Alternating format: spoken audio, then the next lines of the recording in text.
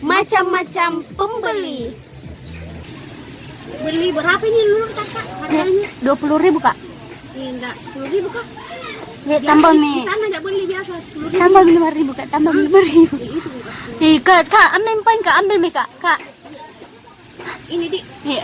beli Cari apa kak? ada wardah, udah wardah. Ada ini kak.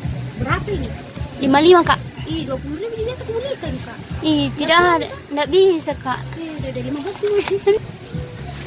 Cari apa kak? Berapa ini listrik kak? Ya 25 kak.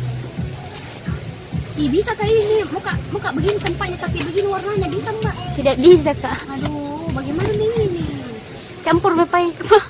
Kalau yang ini atau begini mau tempatnya tapi begini warnanya bisa? Nggak bisa kak. Deh. Kirim deh. Udah. Berapa ini listrik kak? Cantik ini deh. Bisa dicoba? Bisa kak, sedikit deh kak dek. Oh iya. Yang mana ya ini deh bagus. Kalau ini misalkan bagus. Ay, jelek warnanya, jelek warnanya mbak. Oh ini parfum bisa juga dicoba kak. Sedikit deh kak. Ih harum tau adik. Berapa ini? Nggak kurang nih. Ih ini bagus ini. Bisa dibuka mbak. Bisa. Tapi jangan coba kak dek itu. Jam ini nggak cari mbak. Ih kak.